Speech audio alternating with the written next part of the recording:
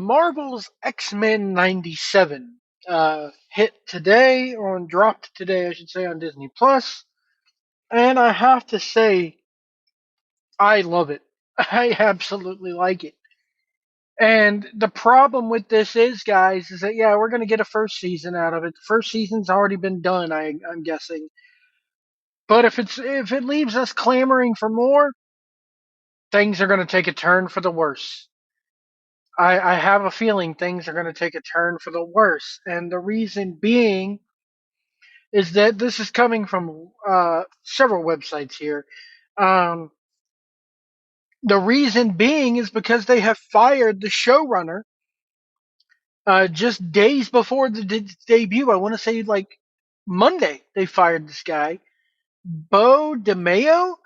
Um, his Instagram account was promptly deleted, and fans were left to speculate on why he was suddenly let go for no specific reason given. Reports of the showrunner's departure came shortly after a series of announced changes that Marvel was making to Avengers 5 and other MCU projects. I'm reading this from Looper, of all places. Contributing factors to DeMeo's firing may have now just come to light. According to longtime entertainment journalist and Hollywood insider Jeff Snyder, DeMeo's firing was allegedly due to two main reasons. First and foremost, Snyder claimed that DeMeo wasn't the easiest person to work with, referring to him in his newsletter as an absolute nightmare to deal with on a daily basis. Additionally, Snyder alleged that DeMeo's OnlyFans account was a major sticking point for Marvel Studios and its historic family-friendly parenting company, Disney. He added that executives reportedly found DeMeo's content on the site unsettling and creepy. These claims all stem from Schneider himself, so it's unknown just how accurate they are. Unfortunately, those close to the Mayo and Marvel Studios situation have yet to offer more concrete information on why they've parted ways. Um, and this is coming from Entertainment Weekly. Brad Winderbaum, the head of streaming television, addressed the sudden departure of X-Men '97 showrunner Bo DeMeo. That still has fans and press alike scratching his head. He goes, I can't talk about the details, but I can say that Bo had real respect and passion for these characters and wrote what I think are excellent scripts that the rest of the team were able to draw inspiration from and to build his amazing show on that screen. I asked if he would categorize parting as a firing. He says, I don't. We parted ways is the best way I could say it. Reps for DeMeo did not respond for comment. DeMeo had completed work on season one and the not yet renewed season two of X-Men '97. So we are getting two seasons, according to Entertainment Weekly here. But as EW confirmed this week, he was fired from the project with mere days to go before the show debuted on Disney Plus. Now, I will tell you this: I enjoyed it. I did not really watch that much of it as a kid. I went back and watched it more as an adult once the Fox acquisition happened. Um, the first two episodes that dropped, just to give you my review, are amazing. The animation is okay. It does kind of get wonky in some spots. Um, the humor is there. The voice acting is there. The messages are there. Um, it's not woke. Anybody who says this is woke, they don't know what the hell they're talking about. There's nothing really woke about this. Now, it is worth saying that the the now former runner, is a black gay man. So take that for what you will. I was full well expecting representation this and all inclusion that.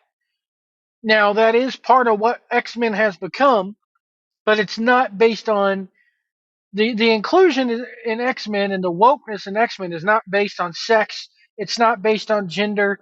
It's not based on your pronouns. It's not based on who you fuck.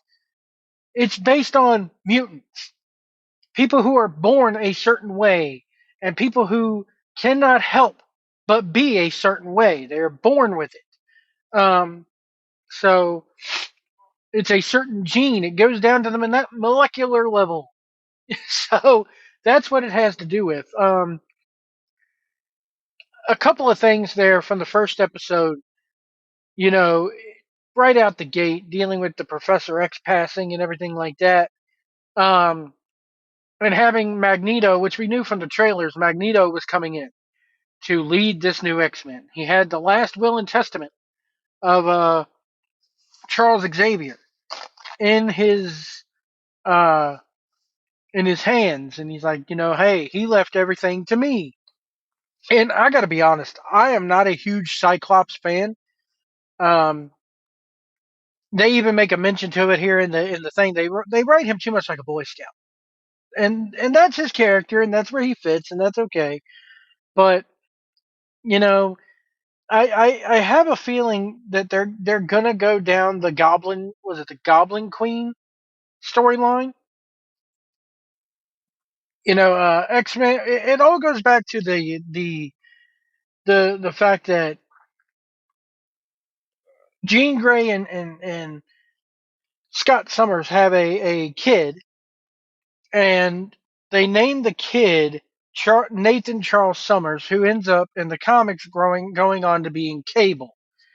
However, we learn, spoiler alert, that Jean Grey is not exactly Jean Grey, um, and they've dropped hints here in this second episode.